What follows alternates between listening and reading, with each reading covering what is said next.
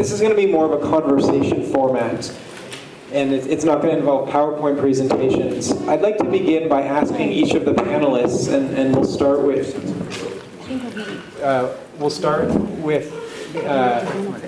the Archbishop. Can you explain briefly how does Catholic social teaching relate to promoting renewable energy use? First of all, I have to say that I'm not an expert in this field. I'm just a bishop who cannot be expert in all the topics. I don't think. I don't want to complicate things. So I don't think there is no special religious and social teaching of the Catholic Church concerning the renewable energies. We have to put this in a broader context. First of all, the concept of creation in the Christian faith is very important. There is God, the Creator.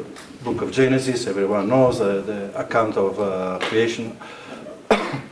And all what God created is good, was good, and it was good. We heard this several times in the account of the creation. The man is the first among the creation. God says, have dominion on the overdue, have dominion on what is created, but in a context of harmony in the creation, because all comes from God. The man, as I said, is the first because he's created in the image of God. But the creation, in the creation there should be harmony. Then there was the sin. Sin broke this harmony. And the sin means, one of the aspects of the sin, of course, is that man uses everything for his own benefit. And the concept of harmony, which is the respect of the idea of the Creator, is broken. So we have to, and then we have also to rebuild continuously this harmony idea in creation. Now, to remain to the topic, because I don't want to talk too much about all these theological issues, is that now energy, the source of energies now, are mostly fossil fuel, all these things, and so they are part of the environment, part of the creation, and so on. So the use of these source of energies should be according to the idea of the creation, harmony in the creation.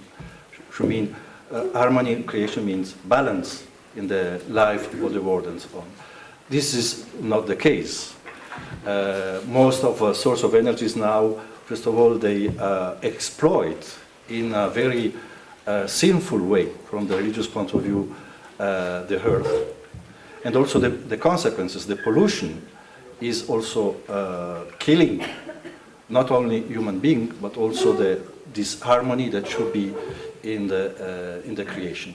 So, because you said you want us to be brief, there is no teaching according to direct teaching according to the renewable energies, but the renewable energies answer the need of harmony in the creation, because everything should be also, of course, the man should use, according to the creation, should use the reality of creation, but with balance and respecting this harmony. So the renewable energy give energy to the for man, but at the same time also is respectful of this idea of creation and harmony in the creation that was broken with sin, and that we have to rebuild continuously in order to be respectful of idea of creation. Thank you, Your Excellency. I'd now like to ask a similar question to Yasmin. How do you see in the Islamic tradition a basis for using renewable energy?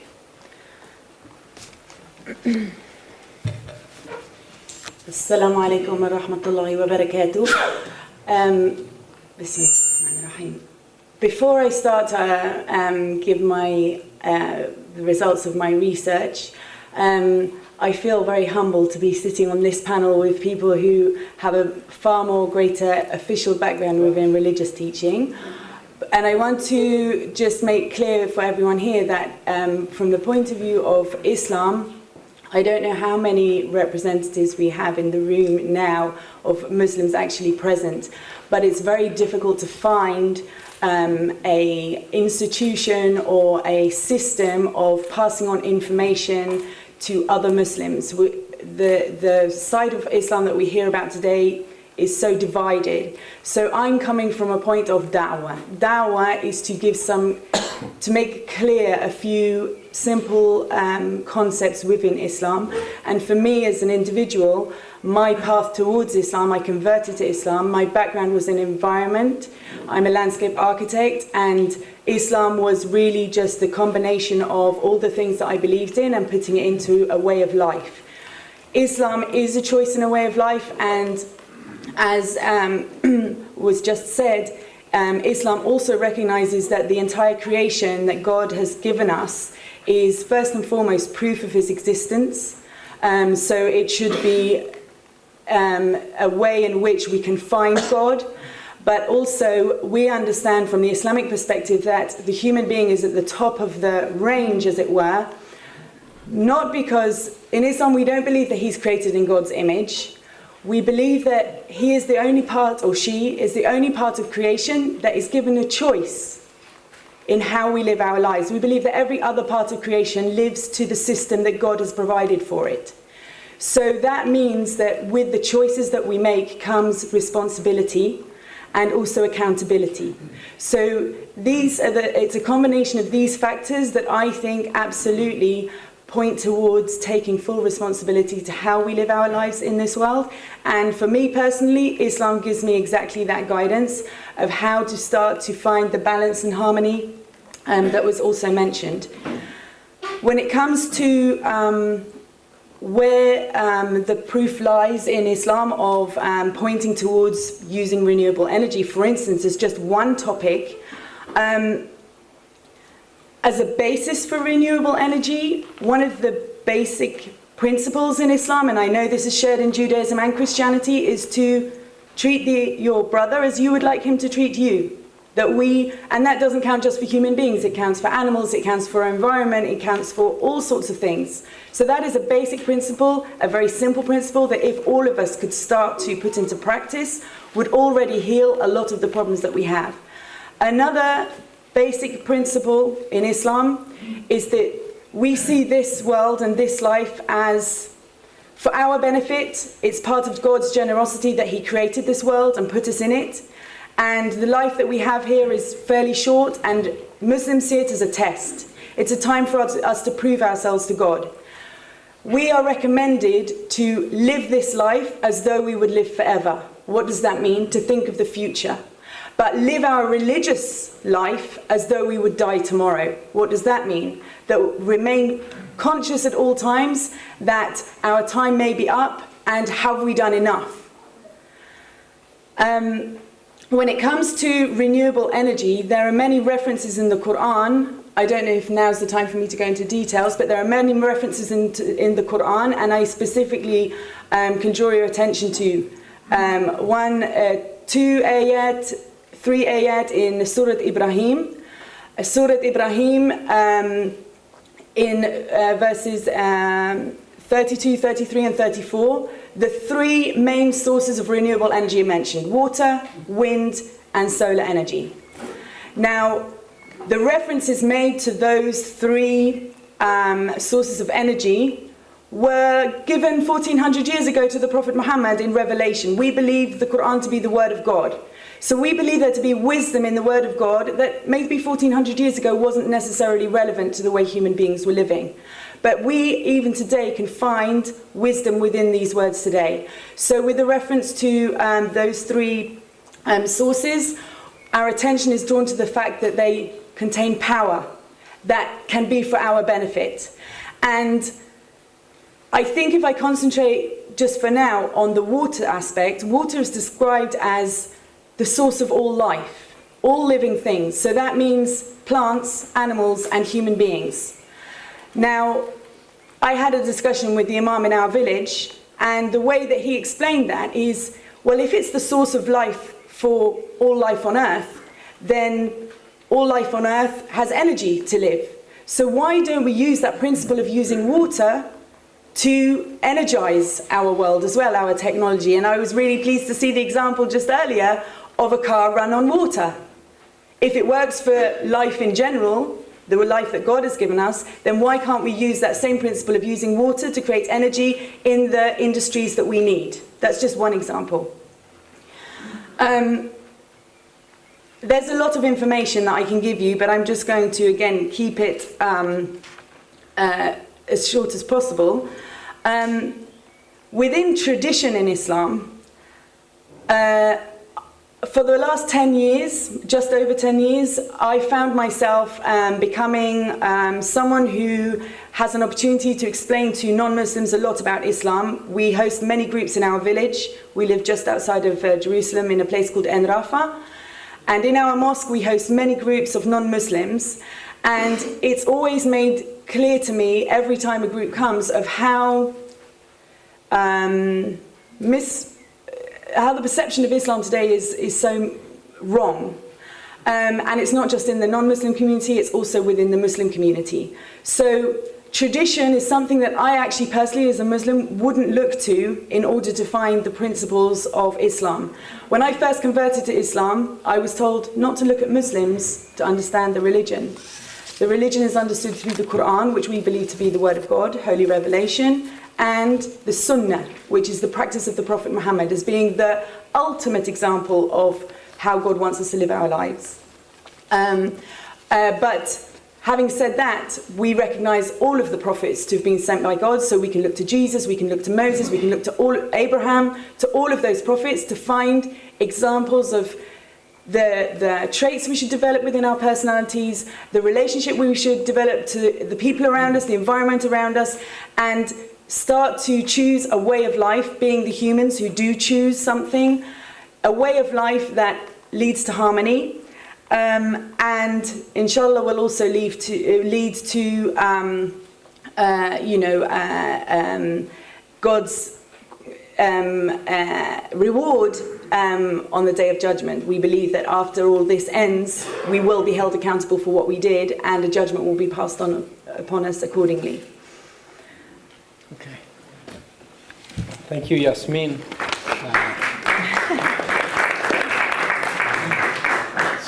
So, Rabbi Sinclair, you're one of the 43 Israeli Orthodox rabbis who signed on a statement on climate change. It was also signed by 26 Israeli Masorti or conservative rabbis. And you're also one of the few rabbis in the world who both has a rabbinic ordination and has worked in renewable energy development, and who studied with Arnold Goldman, Zichrono Livracha, may his memory be a blessing. Can you share with us, where do you see in the Jewish tradition a basis for renewable energy? Well, first of all, I want to say how thrilling and inspiring it is to be at this wonderful gathering with so many people from such different backgrounds and different religions and countries of origin all coming together around our common love and concern for the earth. It's very beautiful for people to come together across their religious backgrounds because there's something bigger and more important that we all care about, which transcends the things which sometimes separate us. So it's lovely to be here, and I want to really offer my thanks and appreciation to Rabbi Jonathan Nerrill and David Myron Wapner and all the people at the Interfaith Center for Sustainability for making this wonderful event happen, and also for the hosts at Tantor for making available this wonderful place which just breathes harmony and cooperation and understanding, and it's a wonderful oasis in bringing people together in this city. What was the question? No, sorry. Just kidding. So the basis for renewable energy in Judaism. I agree with His Excellency the Bishop that the Bible does not say anything directly about renewable energy. The Bible does say that we are to protect and preserve creation, and energies which do that, which preserve and protect creation and don't destroy creation, have to be better from a religious perspective. So that's the first thing, and perhaps the most important thing.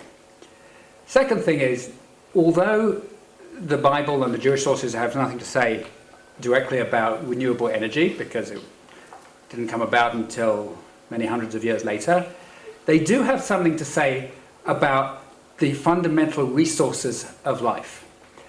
There are some extraordinarily interesting texts, and Professor Alpert might have alluded to one or two of them in his talk, about how we understand water in this country, in the Holy Land. There's a beautiful text, which I love very much, from Talmud, the Jerusalem Talmud Ta'anit, which says as follows. Says, it was not an accident that God made the sources of water in this land, in the Holy Land, a land which would be a focus of religious inspiration, made those sources of water come from the heavens and not from the earth. Right? The Holy Land is not a place where people get we get our water from big rivers running through it. Water comes, if at all, comes from the heavens.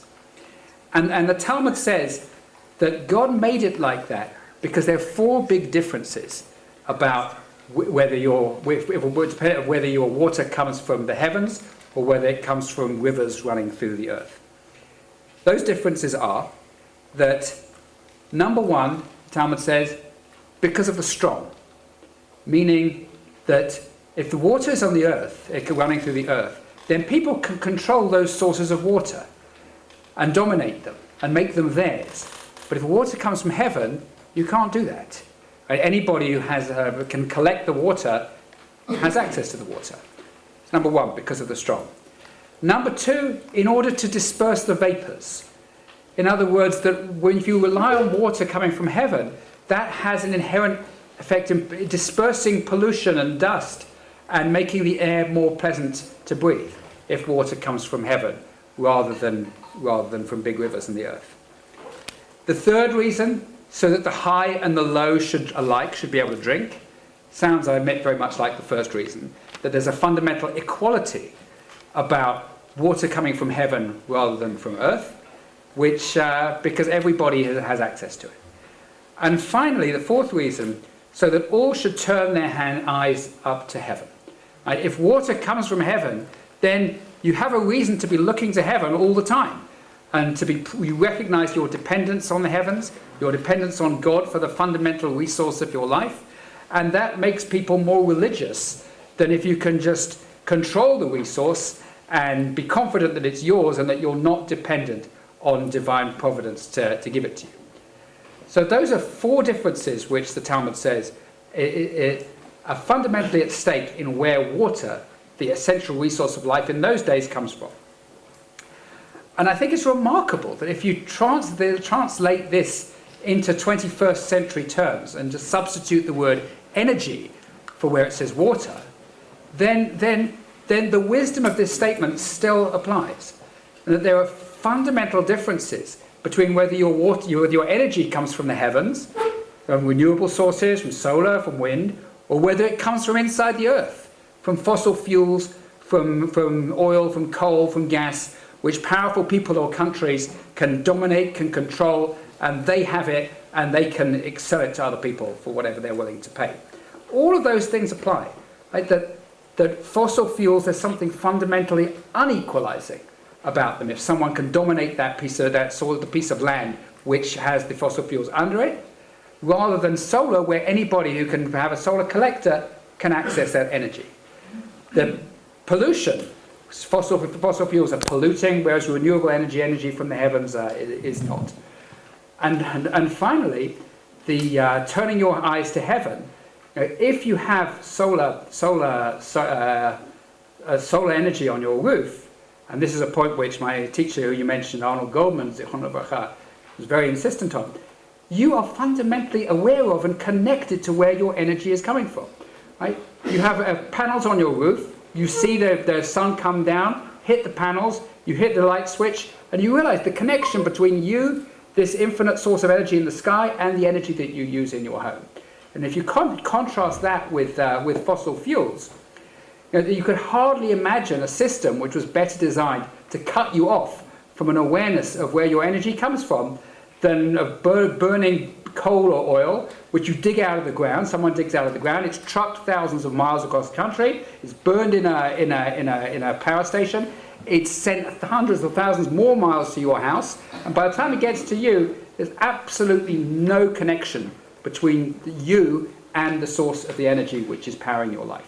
Whereas with solar, it's absolutely obvious.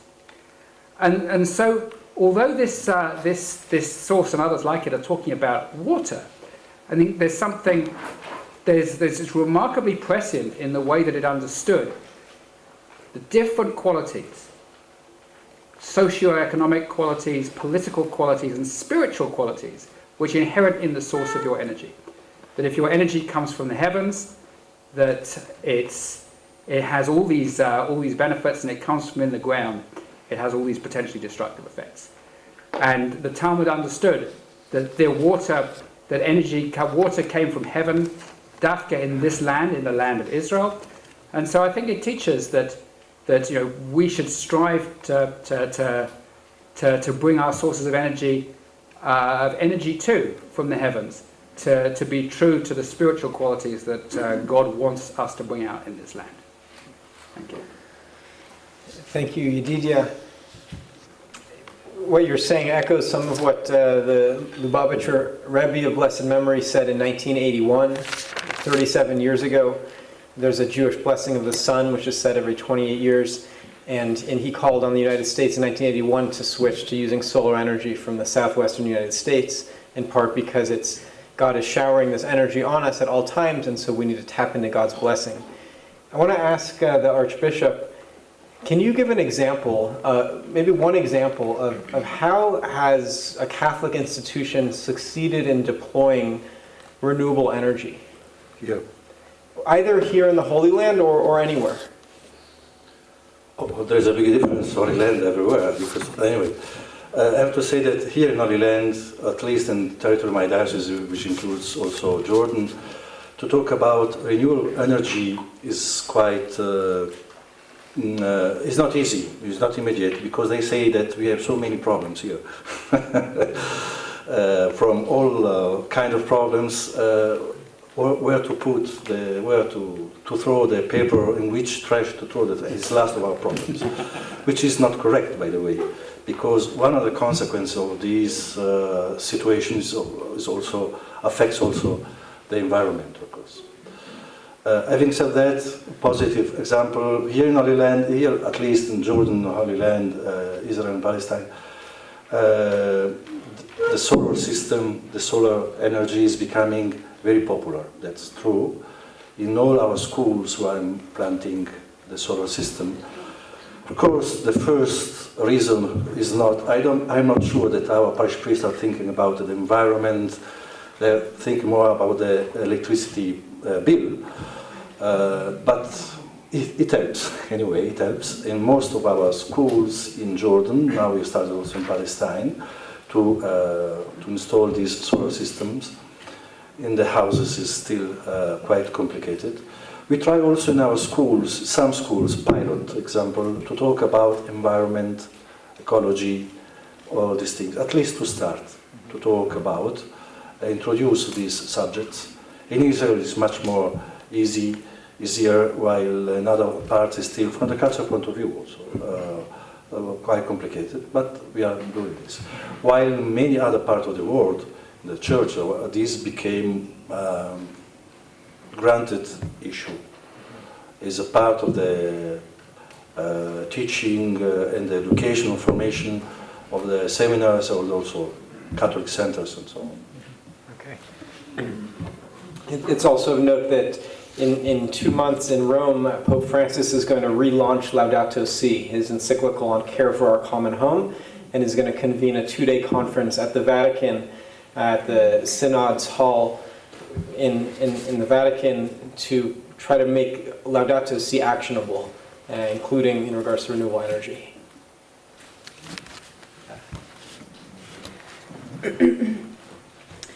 So with regards to finding examples of Muslim communities that have put renewable energy into action, I did a bit of research. The first thing I put on my search was Muslim countries that have large oil resources. And probably within the top 20 countries in the world who have the most oil, Muslim countries feature pretty high. So everything that I'm going to tell you has to be put in context that Dubai are apparently making great steps forwards in renewable energy, but they are also probably contributing more than other countries to global warming. India and China. India has a large Muslim population. They are starting to make steps towards green energy and environmental issues, collecting all their plastic. But they've also been some of the largest polluters for too long. Qatar, also, they have a sustainability week, also in the Emirates. But again, the oil-rich countries, particularly the Muslim ones, me being a Muslim, I'm quite disappointed in them, because from the point of view of understanding God's blessing and living in oil-rich countries, they also don't seem to share that money around even to fellow Muslims. If you take examples in North Africa, there are a few rich people in those oil-rich countries, but most of the people are living in absolute poverty. So really what it points towards, and I mentioned this before, is that within the Muslim world, we have, am I too close to it? We have issues that need to be addressed before we look at how many people are working with renewable energy. We need to put things in context. Now, I did find some more positive examples. Bangladesh apparently has the highest number of electric cars in the world. And they live in pretty poor conditions. I also did some research into, there was more academic material written from universities in Indonesia and Malaysia. Malaysia in particular, their focus and their drive towards renewable energy and the use of it to the challenging demands, the growing demands that they have for energy, was very much based on Quranic values. So I can give you a few examples. We have some Islamic principles that are general principles, but obviously can be related to many different topics, including renewable energy, that when policy is made, when decisions are made, we should be using wisdom, which is known as hikmah. We should be using justice, which is adl. We should be using public interest, which is maslahah, and innovation, which is ijtihad. Now, those four principles are applied to lots of things in our way of life of being Muslim, but in particular to sources of energy, mean that if we start to combine some of them together, and this is what I took from the document in Malaysia, this is their approach towards their energy issues coming from Quranic sources, is if you combine wisdom with innovation, you come out with standards of excellency. If you combine justice with wisdom, you come out with what they call a glorification of God. So tasbih, it's remaining conscious of decisions that you're making, keeping justice at the forefront, which, to be honest, I don't think oil companies are doing at the moment. Justice and public interest means that you have balance. And public interest combined with innovation means that you retain an aspect of mercy, that you have mercy towards other people, but you also appreciate the mercy given to you by God in the blessings that He's given us and in the way that we have a chance to live according to the guidance that He gives us and also the amazing opportunities that we have. We shouldn't be missing them. So in Malaysia in particular, I was inspired by their approach because it came from policy. And we had a question earlier about where is the policy? All of us are talking, many of us for many years, about these issues. I grew up in Switzerland. When I was 6 years old, we were told to turn off the engines at the red light. I'm 43 today. So these issues have been highlighted for many years. But where are the policymakers who are putting it into practice, including in Israel, including in Palestine, including in the whole world? Another inspiration for me was Gaza. Gaza, I mean, the footage we see of Gaza is pretty depressing, but I live very close to the Palestinian community. I live in an Israeli Arab village, but the Israeli Arab community is constantly in contact with the Palestinian community, both in the Gaza Strip and the West Bank, because of family ties. And on the radio every year we have amazing graduation grades from Gazan children coming out of school, and they have ambitions to go into science and all these things. There's a 24-year-old who studied engineering. She, due to the situation that she lives in, no electricity, she's made what's called a sun box, which it's some kit that she got from China off the internet. She adapts it to work to the electricity plugs in Gaza, and basically you can get sun directly to fuel your house for a whole day using your TV, your telephones and everything else. Another thing she did, which isn't renewable energy, is she also developed a way to make concrete blocks when you don't have any concrete, because obviously they're limited on building materials because of the tunnels that the extremists build. So she developed a way to build concrete blocks out of the use of rubble and ash. Now, she's a Muslim, she's religious, but I don't know if her drive was from Islam. But that's another example of where renewable energy is an answer. Just to sum up, the research that I did do seems to point towards the fact of what's already been mentioned. Human beings are very selfish. In Islam, we're supposed to develop traits that get rid of selfishness, get rid of egoism and these things. Now, many of the innovations in renewable energy are actually coming from some of the poorest parts of the world because people have become desperate. And sometimes that is the motivating factor for human beings when you have no other choice, that you actually start to readdress how you're living, what your sources are, what your responsibilities are. And that's a saddening fact of human personality. But Islam is there to provide us with a way in which we can be more wise about how we approach things, to think about these problems before they go too far, before we become desperate. Thank you.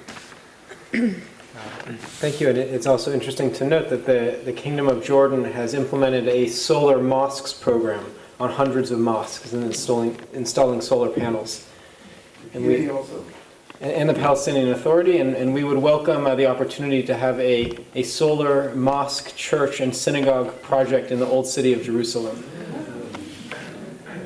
And what's the question? The question is, how has the Jewish community been responsive in implementing solar energy projects or wind energy?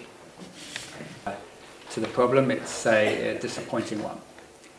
I think to put this in perspective, in 2016, more than half of the new energy which was installed in the United States of America was renewable. And if you talk about the net new energy, meaning subtract also the fossil fuel plants which were being retired, then it's 94% of new energy in the United States, which is coming from solar. What's that being driven by? Not religious values, I'm afraid. It's being driven by sharp and continuing reduction in the price of solar as more solar is installed and as technology is improving. Already in many places in the United States and in the world, solar is now price competitive with fossil fuels, and it's estimated that in 6 or 7 years, just about everywhere, it'll be as cheap as or cheaper than fossil fuels. So I think the religious communities, we really need to ask ourselves, what are we doing with this issue? I mean, perhaps 10 years ago, religious communities across the board going solar could have been a really powerful signal to the world and to the people who are not yet taking action that we have to do something based on our spiritual values. But now that action is happening so widely, could be happening much more widely, needs to be happening more widely, and religions are frankly so far behind just about all other institutions, whether governments or private companies or insurance companies, which are really alive to the issue of climate change, we need to think, well, why are we doing this now? I mean, is it just to salve our consciences, to say we're also doing this, to make us not feel so? What positive difference is it going to make now if religious institutions install solar when nations across the world are installing solar on thousands and thousands of times greater magnitude? And I asked that question to myself as well, who's someone who's tried to move this issue from a religious perspective, and I think one has to acknowledge that religions have been much less successful in this than just about any other government or civil society institution in the world. Just to end on the positive, I was excited about what Jasmine said about the government of Malaysia having an energy program which was based on Islamic values, and if other countries would do that, that would really make a positive difference, I think. And finally, I've been fortunate to work for a couple of solar companies and entrepreneurs who have made a difference. One of them in the room today, Josef Abramovitz, and I can say for a fact that the people who founded those companies were and are motivated by their Jewish spiritual values to build renewable energy to combat climate change. So yes, it can make a difference, and it makes a difference, I think, to those people who made a difference, rather than to the way the religions act in the world. Okay. Thank you, Yedidia. So I'm going to open it up for questions in just a minute, but I want to just ask one final question, picking up on something that you Yedidia, said. I want to ask Your Excellency, 3 years ago, Pope Francis published Laudato Si on care for our common home. And in 2 paragraphs, Pope Francis talks about the importance of using renewable energy.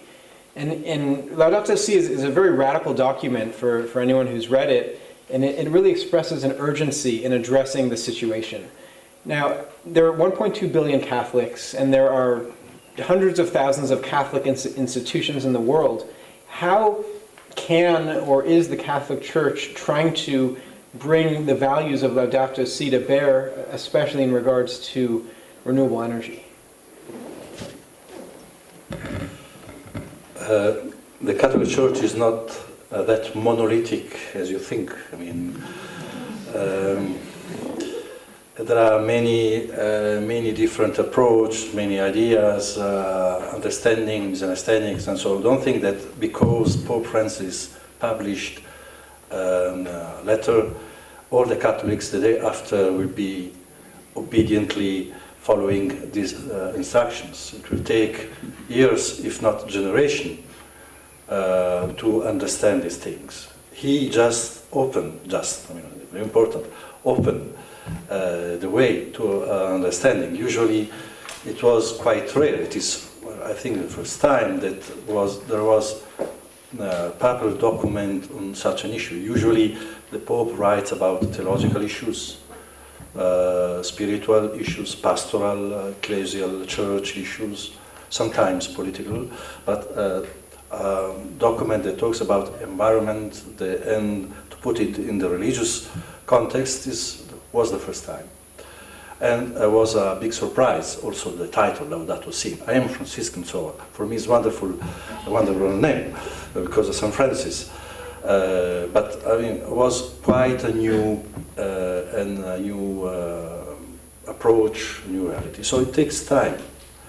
And the Catholic world, as I said, the Catholics are not all the same everywhere. There are European Catholics, American Catholics, Asian Catholics, Middle East Catholics, African Catholics.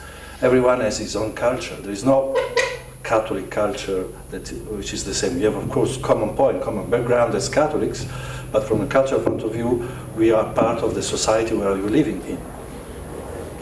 And this also affects our understanding of this reality. So it will take years.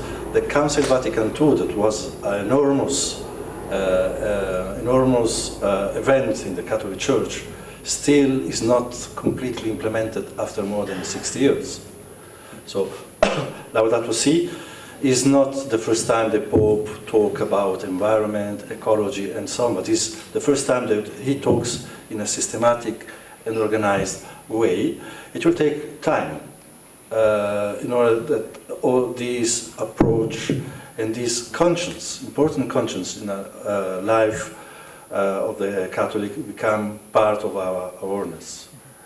And also to understand, usually one of our risks is to divide spiritual theological aspects and then, I don't know, environment, which is something social, and to connect that your behavior, your approach, your attitude towards the creation depends on your idea of creator, and your religious life has consequences, and also what you do in the creation, in the environment, whatever, is a consequence of what you believe, and the consequence of your relations with the creations and so on. So create this internal also harmony in your concepts, in your idea, in your spiritual life, to connect it with the reality. It will take a long time. It is not, of course, in some part of the Catholic world is granted. In other parts we are still at the beginning, like here. And other parts there are wonderful examples. And other parts of the world, they are just laughing at what they are wasting their time on these things, while ridiculous, they've to focus on theological issues, to be strict in the faith and so on, without understanding that the things are connected. And we have to create this, I don't know how to say, in a balanced and harmonic and integral vision and spiritual life and also the life of the church, not only on the personal aspect. This is the other difficulty, but as church, as community, as community thinking. But as I said, it will arrive. It's a journey that will, because the Catholics, after all, are part of the mentality of the society they are living in. Okay, thank you. So just to ask a similar question to Ms. Barhoum. So 3 years ago in Istanbul, there was the launch of an Islamic climate change declaration, and dozens of Islamic sheikhs and imams came from all around the world to support an Islamic climate change declaration. And yet there's 1.6 billion Muslims in the world, and even within your own community of thousands of people, what do you think are the obstacles, and how can Muslims overcome those obstacles to deploy renewable energies? Mm-hmm. So with regards to finding action, there was the example of affecting policy, but I also came across an NGO, Islamic Relief, that actually is based in England, in Birmingham, and it was set up back in the 1980s, if I'm not wrong, in reaction to the famine in Africa, which affected many Muslim countries. And it was a feeling of desperation or frustration of how the Muslim community can help fellow Muslims in other parts of the world who are suffering. So they started to collect money, as well as many other people also donated money, not just Muslims, but this is how Islamic Relief was set up. They now continue to deliver relief to, they're active in over 40 different countries, and they were present at the meeting in Turkey, and also I think the conference that you went to in 2015, which was in North Africa. And they have what they call the Islamic Declaration on Climate Change. They understand the impact that Muslims could have. 1 in 5 people on the planet is Muslim or associated with the Islamic faith. So effectively, through our shared guidance in the Quran, we should all be able to relate to our role as the human being in the creation and our responsibilities and our accountability. So that is one small organization that I found that is starting to translate those things into action. For instance, they have faith-based kits for how to start to, I presume that they use these in small rural communities, but how to start to look at sustainable development, including renewable energy, but also water resources and things like this. So they were one organisation that I found that are putting things into action. When it comes to challenges, I think the challenges at the moment seem to outweigh the opportunities in many ways, because we live in such a society that focuses on the dollar at the end of the day. And when I first converted to Islam, one of the main principles in Islam is the oneness of God and worshipping God and God alone. So what does worship mean? If you come from a background with no religion, how do you understand the concept of worship? And a Muslim friend of mine, she put it in very simple terms. She said, you know, worship, it's about what you think about the most. What is the motivating factor for everything that you do? And unfortunately today, materialism on so many different levels is the motivating factor for so many of us in the way that we dress, the way that we look, the cars that we buy, the status that we want, the schools that we send our kids to. It's this materialism that seems to actually be the form of worship that we've all been kind of trained towards. Why? Because it feeds the economy at the end of the day. So I would say that the major challenge that we all have is to find our consciousness within this world that we live in, to find that connection that you mentioned of where each one of us is with the Creator. The Creator doesn't necessarily have to be understood through Islam. I was non-Muslim at one point, and I still think that I had an understanding of what the Creator was. I just wasn't conscious of it. So it's about being conscious of your belief, the principles that you want to live by, and putting them to action. And that is a big challenge in the world we live in today, because all of the influences that we have, primarily visual influences in the media, are gearing us towards materialism, to satisfy ourselves with the things that we have around us. And religion is the antidote to that. It's being satisfied with what you have, and it's feeding your spiritual side. And the visuals that we're bombarded with are feeding our souls with a lot of rubbish and a lot of very detrimental information. So it's the idea of finding our consciousness in the world that we live in today. I think that's the biggest challenge. Okay, thank you. And Yedidia, you were one of the leaders of the 7-year plan for the Jewish people that was presented at the Windsor Castle together with Prince Philip. What's happened in those 7 years, and what are the obstacles in terms of especially deploying renewable energy?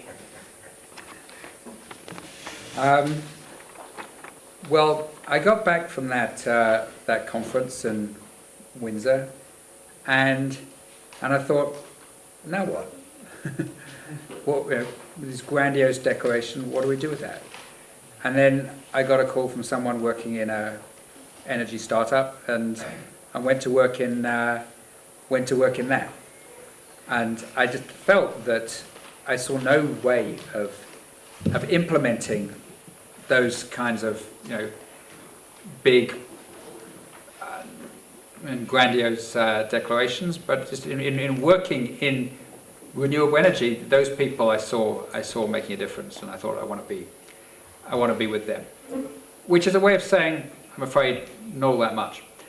But I want to come. I've been sitting here thinking about this Malaysia thing, and I was thinking how amazing it would be if the energy policy of Israel was rooted and based on Jewish and Christian and Islamic values about energy.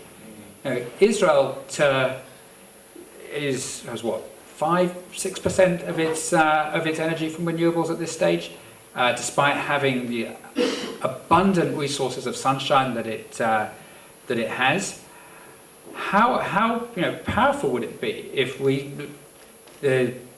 maybe it's a project for the Interfaith Centre to put together a draft government policy, energy policy, based on religious values of of innovation and of sustainability and of respect for and of love of God's creation, and say we could be self-sufficient in energy from renewables easily, and this would be true to the values of love of God's creation, which so many people in this country hold dear. I think that would be a powerful way of potentially making a difference, and I'm really grateful that you brought that to our attention. Yasmin. Thank you. Thank you. So now we'd like to take a few questions. My name is Melody Lidman. I'm a reporter for the Times of Israel and also for a Catholic newspaper. I have a WhatsApp group for 200 sisters. They all send their greetings. 200 sisters in Africa. They're very excited this is happening.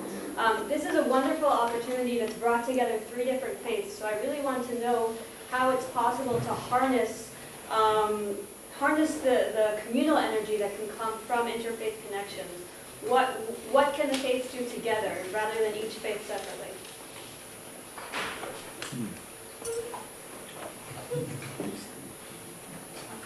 Shall I respond? Ladies first. Thank you. I think some of the things that were mentioned just now, I mean, whether you use the word Israel or Palestine or, I mean, I've called my business living in the Levant to try and get as far away from kind of borders and descriptions of certain groups of people as possible. But there was mentioned before, earlier this morning, that the environment knows no borders.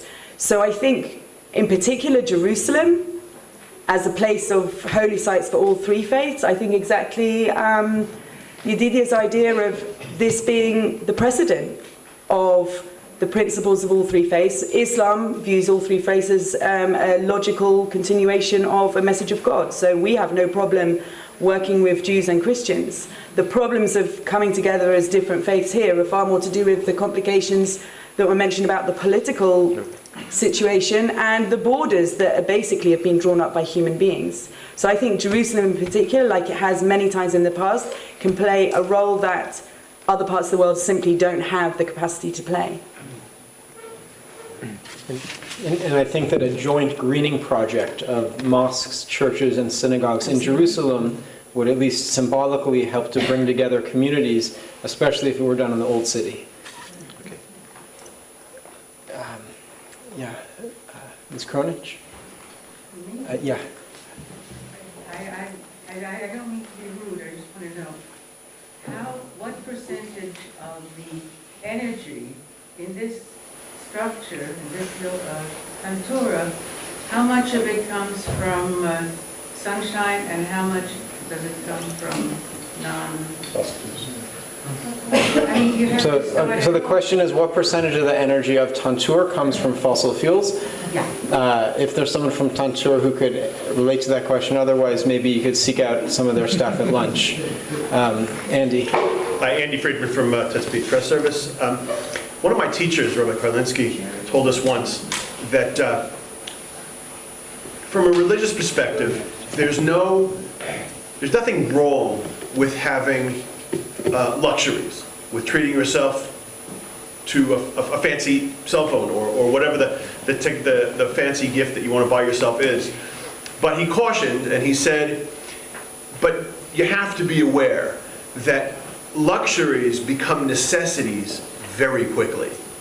So given that reality, and I'll give one example, I could give 20, right? Yeah, why don't you, can you speak?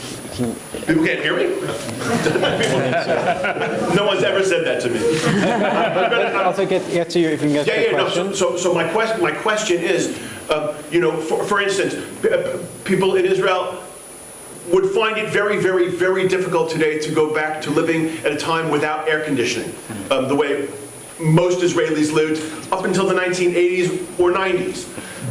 So how do you use religious values to convince people to give up the things in their lives that once were luxuries but have become over the years necessities? It's an open question. Renewable energy.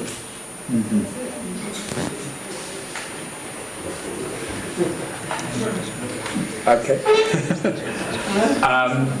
So Rav Karlinsky is also one of my teachers as well. I think it's a very important point you're raising. I think eating meat is a good example of where religious values push in the direction of ecological values, and of constantly trying to make us aware of the difference between necessities and luxuries. That I think one can very well argue, and I think the Rambam did, the Maimonides did, that the laws of kashrut are about making us aware of what we do when we take an animal's life for food, and making sure that this is something occasional and unusual, and something to be approached with the greatest of awe and reverence and care. And I think that's what the laws of kashrut are about. Keeping kosher. Keeping kosher. And I know that there are parallels in halal as well. And today, when eating meat is such a large part of the production of climate change gases, I think it's really time to take out those reasons for, and examine those reasons for kashrut again, and to understand that today there's a really compelling case for eating much less meat as an expression of those values underlying kashrut, and as an imperative of the reality of climate change today. I once gave a talk at a synagogue in the United States only a few years ago. Quite a socially aware rabbi was the rabbi there, and expressing these values and making these connections between kashrut and environmentalism. And at the end, the rabbi stood up and said, I've been really impressed by the things that Rabbi Sinclair said, and I'm someone who tends to eat meat roughly 3 times a day, usually. And as a result of his teaching, I'm going to try and only eat meat once a day from now on. So it's a start. But I think that's an example of where halakha, where Jewish law does try and make us constantly aware of the boundary between necessities and luxuries. Even though with kashrut we found a way to ignore and blur those boundaries, I think that's what those are the real values underlying those laws. Can I answer as well? Yeah, I've got a couple of things to say, because the Muslim world designed probably the system of air conditioning with wind catching towers that bring airflow into houses. You've got Islamic garden examples where you plant up one courtyard and you pave another courtyard and you get airflow between 2 systems. You can put wet curtains in your windows. There are many ways in which you can cool your house without using the standard air conditioning system. I also have never used one living in Israel, but there are many principles within Islamic architecture that was developed in this part of the world that are ecological building, basically. And a personal experience, I had the opportunity to redesign my house after having built it, and it got demolished. We had to rebuild. And one of the major mistakes we'd made is we divided our house into 2 flats with the dividing wall going north-south, which meant that I opened all the windows and no air came into my house. When I rebuilt, I did it the other way, and now I just open 2 windows and I get a nice draft. So it's not necessarily about these luxuries becoming a necessity. It's actually about looking at whether we really need these kinds of luxuries. And to me, the greatest luxury, which is now becoming a necessity, many people don't have access to it, is an access to nature. And so I think that the luxuries that we have, that's exactly the danger, that we're now starting to live on a level where we can't become self-sufficient anymore, and religion absolutely can bring us back down to the level that we don't find the same pleasure in those things anymore. We find the pleasure in the far more simple things in life. Okay. Shortly. Okay. Luxury is not a sin. On condition that your style of life is not paid by the others. And most of the things that we have here for needs, instruments, material that are coming from exploitation, for also human exploitation, Africa and other parts of the world. We have to be aware of this. On the other side, in the Genesis written, grow, multiply, have dominion means that the development is part of, you cannot remain always in that. In the past we didn't have the air condition, now we have air condition. It's not necessary to be considered luxurious things and so on. The point is that all these development, the changes, and to grow should be sustainable. It should be ordained, organized in a way that doesn't affect your life. Shouldn't be paid by the exploitation of others.